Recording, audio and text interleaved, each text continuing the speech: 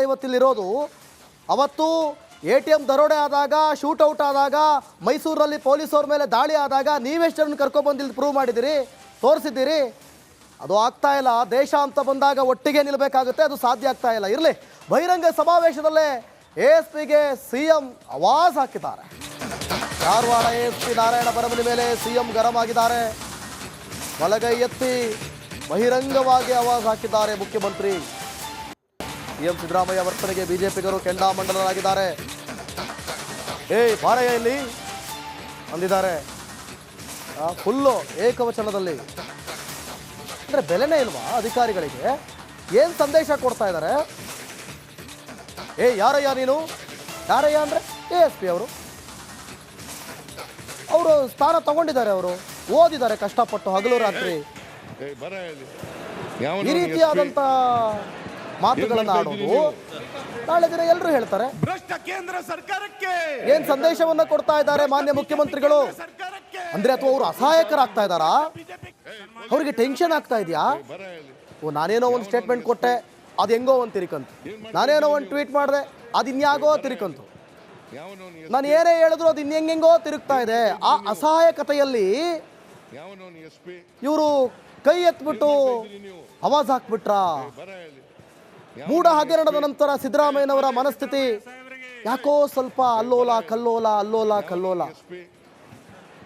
ಈ ಬಗ್ಗೆ ಮತ್ತಷ್ಟು ಮಾಹಿತಿಯನ್ನು ಕೊಡ್ತಾರೆ ನಮ್ಮ ಪ್ರತಿನಿಧಿ ಮೈಲಾರಿ ಪಟಾತ್.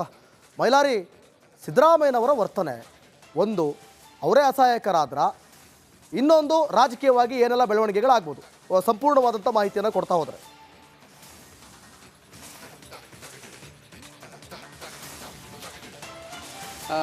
ಖಂಡಿತ ದಿವಿತ್, ಇವತ್ತು ನಡೆದಂಥ ಕಾಂಗ್ರೆಸ್ ಸಮಾವೇಶದಲ್ಲಿ BJP ಕಾರ್ಯಕರ್ತರು ಏನು ಪ್ರತಿಭಟನೆಯನ್ನು ಮಾಡಿದರು, ಕಪ್ಪು ಬಾವುಟ ಪ್ರದರ್ಶನವನ್ನು ಏನು ಮಾಡಿದರು, ಇದಕ್ಕೆ ವಿಚಲಿತರಾದಂಥ CM ಸಿದ್ದರಾಮಯ್ಯನವರು ಪೊಲೀಸ್ ಅಧಿಕಾರಿಯನ್ನು ತರಾಟೆಗೆ ತೆಗೆದುಕೊಳ್ಳುವ ಕೆಲಸ ಮಾಡ್ತಾರೆ ಮತ್ತು ಅವರ ಮೇಲೆ ಕೈ ಎತ್ತುವ ಕೆಲಸವನ್ನು ಕೂಡ ಮಾಡ್ತಾರೆ. CM ಸಿದ್ದರಾಮಯ್ಯನವರು ಎಲ್ಲೋ ಒಂದು ಕಡೆ ಏನು ತಾಳ್ಮೆಯನ್ನು ಕಳೆದುಕೊಂಡ್ರ ಅನ್ನೋ ಪ್ರಶ್ನೆ ಕೂಡ ಇರುವಂಥದ್ದು. ಮತ್ತು ಈಗ ಸದ್ಯ ಈ ಘಟನೆಗೆ ಸಂಬಂಧಿಸಿದಂತೆ ನೋಡೋದಾದರೆ ಈಗ ಕಾಂಗ್ರೆಸ್ ಕಾರ್ಯಕರ್ತರು ಮತ್ತು BJPಯ ಕಾರ್ಯಕರ್ತರು ಬೆಳಗಾವಿಯ ಕ್ಯಾಂಪ್ ಪೊಲೀಸ್ ಸ್ಟೇಷನ್ ಎದುರಿಗೆ ಈಗ ಜಮಾವಣೆಗೊಂಡಿದ್ದಾರೆ. ಇಬ್ಬರು ಕೂಡ ಇಲ್ಲಿ ಒಬ್ಬರು ಬಿಡುಗಡೆ ಮಾಡಬೇಕು ಅನ್ನೋ ನಿಟ್ಟಿನಲ್ಲಿ ಪ್ರತಿಭಟನೆಯನ್ನು ಮಾಡಿದರೆ, ಮತ್ತೊಬ್ಬರು ಅವರ ವಿರುದ್ಧ ಕೇಸನ್ನು ಕೊಡಬೇಕು ಅನ್ನೋ ನಿಟ್ಟಿನಲ್ಲಿ ಇಲ್ಲಿ ಆಕ್ರೋಶವನ್ನು ವ್ಯಕ್ತಪಡಿಸ್ತಾ ಇರುವಂಥದ್ದು. ಅದರಲ್ಲಿ ಬೆಳಗಾವಿಯ ಕ್ಯಾಂಪ್ ಪೊಲೀಸ್ ಸ್ಟೇಷನ್ ಎದುರಿಗೆ BJP ಮತ್ತು ಕಾಂಗ್ರೆಸ್ ಕಾರ್ಯಕರ್ತರು ಈಗ ಜಮಾವಣೆಗೊಂಡಿದ್ದಾರೆ. ಸದ್ಯ ಇದು ರಾಜಕೀಯ ತಿರುವನ್ನು ಪಡೆದುಕೊಳ್ಳುವ ಸಾಧ್ಯತೆ ಕೂಡ ಇರುವಂಥದ್ದು. BJPಯ ಕಾರ್ಯಕರ್ತರು ಶಿಲ್ಪಾ ಕೇಕ್ರೆ ಸೇರಿದಂತೆ ಒಟ್ಟು 5 BJPಯ ಕಾರ್ಯಕರ್ತರನ್ನು ಈಗ ಪೊಲೀಸರು ವಶಕ್ಕೆ ಪಡೆದುಕೊಂಡಿದ್ದಾರೆ. ಅವರನ್ನು ಬಿಡುಗಡೆ ಮಾಡಬೇಕು ಅನ್ನೋ ನಿಟ್ಟಿನಲ್ಲಿ ಈಗ BJP ಕಾರ್ಯಕರ್ತರು ಏನು ಒತ್ತಾಯವನ್ನು ಮಾಡಿದ್ರೆ, ಮತ್ತೊಂದೆಡೆ ಕಾಂಗ್ರೆಸ್ ಕಾರ್ಯಕರ್ತರು ಏನು ವಶಕ್ಕೆ ಪಡೆದುಕೊಂಡಿದ್ರೆ ಅವರ ವಿರುದ್ಧ ಕೇಸ್ ಆಗಬೇಕು, ಜೊತೆಗೆ ಬಂಧನ ಮಾಡಬೇಕು ಅನ್ನೋ ನಿಟ್ಟಿನಲ್ಲಿ ಒತ್ತಾಯವನ್ನು ಕೂಡ ಮಾಡಿರುವಂಥದ್ದು. ನನ್ನ ಜೊತೆಗೆ ಈಗ ಏನು BJPಯ ಜಿಲ್ಲಾಧ್ಯಕ್ಷರಿದ್ದಾರೆ, ಅವರನ್ನು ಕೂಡ ನಾನು ಮಾತಾಡ್ತೇನೆ. ಸರ್, ಎಲ್ಲಿದ್ದಾರು ನಿಮ್ಮ BJP ಕಾರ್ಯಕರ್ತರು, ಏನೋ ಮಾಹಿತಿ ಇದೆಯಾ?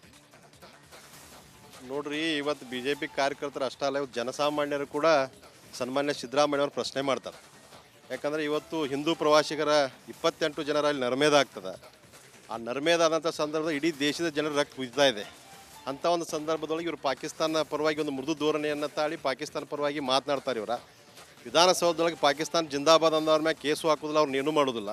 ಪಾಕಿಸ್ತಾನ ಪರವಾಗಿ ನೀವು ಯಾಕೆ ಮಾತಾಡಿದೆ ಅಂತೇಳಿ ಜನಸಾಮಾನ್ಯರು ಪ್ರಶ್ನೆ ಮಾಡಿದ್ರೆ ಅವ್ನ ಅರೆಸ್ಟ್ ಮಾಡುವಂಥ ಕೆಲಸ ಇವತ್ತು ಕಾಂಗ್ರೆಸ್ ಸರ್ಕಾರ ಈ ರಾಜ್ಯದೊಳಗೆ ಮಾಡ್ತಾ ಇದೆ. ಸಿದ್ದರಾಮಯ್ಯ ತಾಳ್ಮೆ ಕಳ್ಕೊಂಡಿದ್ದಾರೆ. ತಾಳ್ಮೆ ಕಳ್ಕೊಳ್ದಲ್ಲ ಸರ್, ಪೊಲೀಸ್ ಅಧಿಕಾರಿ ಮೇಲೆ ಕೈ ಮಾಡಲಿ ಸಹ ಹೋಗಿದ್ದಾರೆ. ಅಂದರೆ ಇವತ್ತು ಪೊಲೀಸ್ ಅಧಿಕಾರಿಗಳಿಗೂ ಕೂಡ ಈ ರಾಜ್ಯದಲ್ಲಿ ರಕ್ಷಣೆ ಇಲ್ಲ, ಜನಸಾಮಾನ್ಯರಿಗೂ ಕೂಡ ರಕ್ಷಣೆ ಇಲ್ಲ. ಏಕೆಂದ್ರೆ ಅವ್ರದ್ದು ಕಾಂಗ್ರೆಸ್ ಪಕ್ಷ ಅದು ಯಾವತ್ತಿದ್ರೂ ಅದು ಪಾಕಿಸ್ತಾನ ಪರವಾಗಿದ್ದಂಥ ಪಾರ್ಟಿ, ಅದು ದೇಶದ ಜನ ಅವ್ರಿಗೆ ಬೇಕಾಗಿಲ್ಲ. ಆ ರೀತಿ ಅವ್ರ ವರ್ತನೆ ಇದೆ. ಇದಿಷ್ಟು ದಿವಿತ್ BJPಯ ಕಾರ್ಯಕರ್ತರು ಹೇಳ್ತಿರುವಂಥದ್ದು. ಸದ್ಯ ಏನು CM ಸಿದ್ದರಾಮಯ್ಯನವರು ತಾಳ್ಮೆಯನ್ನು ಕಳೆದುಕೊಂಡಿದ್ದಾರೆ. ಅದರಲ್ಲಿ ಪ್ರಮುಖವಾಗಿ ಸಾಕಷ್ಟು ಬೆಳವಣಿಗೆಗಳನ್ನು ನೋಡೋದಾದರೆ ಮೂಡ ಹಗರಣ ಇರ್ಬೋದು, ಜೊತೆಗೆ ವಾಲ್ಮೀಕಿ ಹಗರಣ ಇರ್ಬೋದು, ಜೊತೆಗೆ ಈಗ ಏನು ಪಾಕಿಸ್ತಾನದ ಜೊತೆಗೆ ನಮಗೆ ಯುದ್ಧದ ಅನಿವಾರ್ಯತೆ ಇಲ್ಲ ಅನ್ನೋ ಒಂದು ಹೇಳಿಕೆಯನ್ನು ಕೊಟ್ಟಿದ್ದರು. ಆ ಒಂದು ಹೇಳಿಕೆ ಸಂಬಂಧ ಇಡೀ ದೇಶದಲ್ಲಿ ಕೂಡ ಈಗ ಆಕ್ರೋಶ ಕೂಡ ವ್ಯಕ್ತ ಆಗಿತ್ತು. ಜೊತೆಗೆ ಪಾಕಿಸ್ತಾನದ ಮೀಡಿಯಾಗಳಲ್ಲಿ ಕೂಡ ಅವರು ಮಿಂಚುವ ಕೆಲಸ ಕೂಡ ಆಗಿತ್ತು. ಹೀಗಾಗಿ ಹೀಗಾಗಿ ಅವರ ವಿರುದ್ಧ ಆಕ್ರೋಶ ವ್ಯಕ್ತ ಕೂಡ ಆಗಿರುವಂಥದ್ದು. ಆದರೆ ರಾಜ್ಯದ CM ಆಗಿ ತಾಳ್ಮೆಯನ್ನು ಕಳೆದುಕೊಳ್ಳುವುದು ಎಷ್ಟು ಸರಿ ಅನ್ನೋ ಒಂದು ಪ್ರಶ್ನೆ ಕೂಡ ಸದ್ಯ ಇರುವಂಥದ್ದು. ಹೀಗಾಗಿ ಪೊಲೀಸ್ ಅಧಿಕಾರಿಗೆ ಅಂದರೆ ವೇದಿಕೆ ಮೇಲೆ ಕೈ ಎತ್ತುವ ಕೆಲಸವನ್ನು ಮಾಡ್ತಾರೆ, ಜೊತೆಗೆ ಏನು ಆವಾಜನ್ನು ಹಾಕುವ ಕೆಲಸವನ್ನು ಮಾಡ್ತಾರೆ. ಜೊತೆಗೆ ಇದು CM ಸಿದ್ದರಾಮಯ್ಯ ಅಷ್ಟೇ ಅಲ್ಲ, ಮತ್ತು ಸಚಿವೆ ಲಕ್ಷ್ಮೀ ಹೆಬ್ಬಾಳ್ಕರ್ ಕೂಡ ಈ ಏನು ಪೊಲೀಸ್ ಅಧಿಕಾರಿಗೆ ಆವಾಜ್ ಹಾಕುವ ಕೆಲಸವನ್ನು ಮಾಡ್ತಾರೆ. ಜೊತೆಗೆ ಮತ್ತು DCP ರೋಹನ್ ಜಗದೀಶ್ ಅವರು ಕೂಡ ಆವಾಜ್ ಹಾಕಿ ಮಹಿಳಾ ಕಾರ್ಯಕರ್ತನ ಹೇಗೆ ಒಳಗಡೆ ಬಿಟ್ರಿ ಅನ್ನೋ ಒಂದು ಪ್ರಶ್ನೆಯನ್ನು ಕೂಡ ಮಾಡ್ತಾರೆ. ದಿವಿತ್, ಓಕೆ, ಥ್ಯಾಂಕ್ ಯು ನಿಮ್ಮೆಲ್ಲ ಮಾಹಿತಿಗಾಗಿ ಮೈಲಾರಿ. ಇವತ್ತಿಲ್ಲಿರೋದು ಅವತ್ತು ATM ದರೋಡೆ ಆದಾಗ, ಶೂಟೌಟ್ ಆದಾಗ, ಮೈಸೂರಲ್ಲಿ ಪೊಲೀಸವ್ರ ಮೇಲೆ ದಾಳಿ ಆದಾಗ ನೀವೆಷ್ಟು ಜನರನ್ನು ಕರ್ಕೊಬಂದು ಪ್ರೂವ್ ಮಾಡಿದ್ದೀರಿ, ತೋರಿಸಿದ್ದೀರಿ. ಅದು ಆಗ್ತಾ ಇಲ್ಲ. ದೇಶ ಅಂತ ಬಂದಾಗ ಒಟ್ಟಿಗೆ ನಿಲ್ಲಬೇಕಾಗುತ್ತೆ, ಅದು ಸಾಧ್ಯ ಆಗ್ತಾ ಇಲ್ಲ. ಇರಲಿ, ಬಹಿರಂಗ ಸಮಾವೇಶದಲ್ಲೇ ASPಗೆ CM ಆವಾಜ್ ಹಾಕಿದ್ದಾರೆ. ಧಾರವಾಡ ASP ನಾರಾಯಣ ಬರಮನಿ ಮೇಲೆ CM ಗರಂ ಆಗಿದ್ದಾರೆ. ಬಲಗೈ ಎತ್ತಿ ಬಹಿರಂಗವಾಗಿ ಆವಾಜ್ ಹಾಕಿದ್ದಾರೆ ಮುಖ್ಯಮಂತ್ರಿ. CM ಸಿದ್ದರಾಮಯ್ಯ ವರ್ತನೆಗೆ ಬಿಜೆಪಿಗರು ಕೆಂಡಾಮಂಡಲರಾಗಿದ್ದಾರೆ. ಬಾರಯ್ಯ ಇಲ್ಲಿ ಅಂದಿದ್ದಾರೆ. ಫುಲ್ಲು ಏಕವಚನದಲ್ಲಿ. ಅಂದರೆ ಬೆಲೆನೇ ಇಲ್ವಾ ಅಧಿಕಾರಿಗಳಿಗೆ? ಏನು ಸಂದೇಶ ಕೊಡ್ತಾ ಇದ್ದಾರೆ? ಯಾರಯ್ಯ ನೀನು? ಯಾರಯ್ಯ ಅಂದರೆ ASP ಅವರು ಸ್ಥಾನ ತಗೊಂಡಿದ್ದಾರೆ, ಅವರು ಓದಿದ್ದಾರೆ ಕಷ್ಟಪಟ್ಟು ಹಗಲು ರಾತ್ರಿ. ಈ ರೀತಿಯಾದಂಥ ಮಾತುಗಳನ್ನು ಆಡೋದು ನಾಳೆ ದಿನ ಎಲ್ಲರೂ ಹೇಳ್ತಾರೆ. ಭ್ರಷ್ಟ ಕೇಂದ್ರ ಸರ್ಕಾರಕ್ಕೆ ಏನ್ ಸಂದೇಶವನ್ನ ಕೊಡ್ತಾ ಇದ್ದಾರೆ ಮಾನ್ಯ ಮುಖ್ಯಮಂತ್ರಿಗಳು? ಅಂದ್ರೆ ಅಥವಾ ಅವರು ಅಸಹಾಯಕರಾಗ್ತಾ ಇದ್ದಾರಾ? ಅವ್ರಿಗೆ ಟೆನ್ಷನ್ ಆಗ್ತಾ ಇದೆಯಾ? ನಾನೇನೋ ಒಂದು ಸ್ಟೇಟ್ಮೆಂಟ್ ಕೊಟ್ಟೆ, ಅದು ಹೆಂಗೋ ಒಂದು ತಿರುಕಂತು. ನಾನೇನೋ ಒಂದು ಟ್ವೀಟ್ ಮಾಡಿದೆ, ಅದು ಇನ್ಯಾಗೋ ತಿರುಕಂತು. ನಾನು ಏನೇ ಹೇಳಿದ್ರು ಅದು ಇನ್ನೆಂಗೆಂಗೋ ತಿರುಗ್ತಾ ಇದೆ. ಆ ಅಸಹಾಯಕತೆಯಲ್ಲಿ ಇವರು ಕೈ ಎತ್ಬಿಟ್ಟು ಆವಾಜ್ ಹಾಕ್ಬಿಟ್ರ. ಮೂಢ ಹಗರಣದ ನಂತರ ಸಿದ್ದರಾಮಯ್ಯನವರ ಮನಸ್ಥಿತಿ ಯಾಕೋ ಸ್ವಲ್ಪ ಅಲ್ಲೋಲ ಕಲ್ಲೋಲ. ಈ ಬಗ್ಗೆ ಮತ್ತಷ್ಟು ಮಾಹಿತಿಯನ್ನು ಕೊಡ್ತಾರೆ ನಮ್ಮ ಪ್ರತಿನಿಧಿ ಮೈಲಾರಿ ಪಟಾತ್. ಮೈಲಾರಿ, ಸಿದ್ದರಾಮಯ್ಯನವರ ವರ್ತನೆ ಒಂದು, ಅವರೇ ಅಸಹಾಯಕರಾದ್ರ, ಇನ್ನೊಂದು ರಾಜಕೀಯವಾಗಿ ಏನೆಲ್ಲ ಬೆಳವಣಿಗೆಗಳಾಗ್ಬೋದು, ಸಂಪೂರ್ಣವಾದಂಥ ಮಾಹಿತಿಯನ್ನು ಕೊಡ್ತಾ ಹೋದರೆ.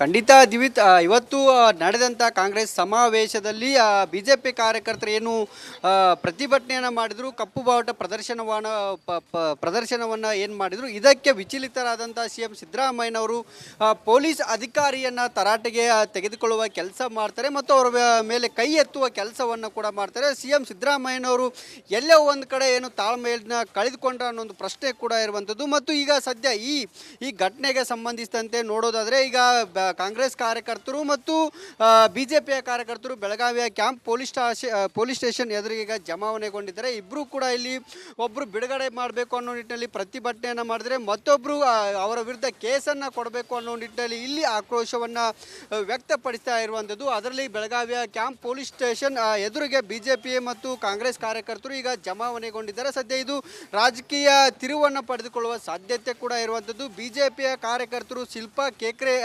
ಸೇರಿದಂತೆ ಒಟ್ಟು 5 BJPಯ ಕಾರ್ಯಕರ್ತರನ್ನು ಈಗ ಪೊಲೀಸರು ವಶಕ್ಕೆ ಪಡೆದುಕೊಂಡಿದ್ದಾರೆ. ಅವರನ್ನು ಬಿಡುಗಡೆ ಮಾಡಬೇಕು ಅನ್ನೋ ನಿಟ್ಟಿನಲ್ಲಿ ಈಗ BJP ಕಾರ್ಯಕರ್ತರು ಏನು ಒತ್ತಾಯವನ್ನು ಮಾಡಿದ್ರೆ, ಮತ್ತೊಂದೆಡೆ ಕಾಂಗ್ರೆಸ್ ಕಾರ್ಯಕರ್ತರು ಏನು ವಶಕ್ಕೆ ಪಡೆದುಕೊಂಡಿದ್ರೆ ಅವರ ವಿರುದ್ಧ ಕೇಸ್ ಆಗಬೇಕು, ಜೊತೆಗೆ ಬಂಧನ ಮಾಡಬೇಕು ಅನ್ನೋ ನಿಟ್ಟಿನಲ್ಲಿ ಒತ್ತಾಯವನ್ನು ಕೂಡ ಮಾಡಿರುವಂಥದ್ದು. ನನ್ನ ಜೊತೆಗೆ ಈಗ ಏನು BJPಯ ಜಿಲ್ಲಾಧ್ಯಕ್ಷರಿದ್ದಾರೆ, ಅವರನ್ನು ಕೂಡ ನಾನು ಮಾತಾಡ್ತೇನೆ. ಸರ್, ಎಲ್ಲಿದ್ದಾರು ನಿಮ್ಮ BJP ಕಾರ್ಯಕರ್ತರು? ಏನೋ ಮಾಹಿತಿ ಇದೆಯಾ?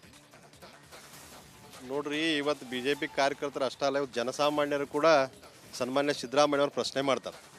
ಯಾಕಂದರೆ ಇವತ್ತು ಹಿಂದೂ ಪ್ರವಾಸಿಗರ 28 ಜನರ ಅಲ್ಲಿ ನರ್ಮೇದ ಆಗ್ತದೆ. ಆ ನರ್ಮೇದ ಆದಂಥ ಸಂದರ್ಭದಲ್ಲಿ ಇಡೀ ದೇಶದ ಜನರ ರಕ್ತ ಕುದಿತಾ ಇದೆ. ಅಂಥ ಒಂದು ಸಂದರ್ಭದೊಳಗೆ ಇವರು ಪಾಕಿಸ್ತಾನ ಪರವಾಗಿ ಒಂದು ಮೃದು ಧೋರಣೆಯನ್ನು ತಾಳಿ ಪಾಕಿಸ್ತಾನ ಪರವಾಗಿ ಮಾತನಾಡ್ತಾರೆ. ಇವರ ವಿಧಾನಸೌಧದೊಳಗೆ ಪಾಕಿಸ್ತಾನ ಜಿಂದಾಬಾದ್ ಅಂದವ್ರ ಮ್ಯಾಗ ಕೇಸು ಹಾಕೋದು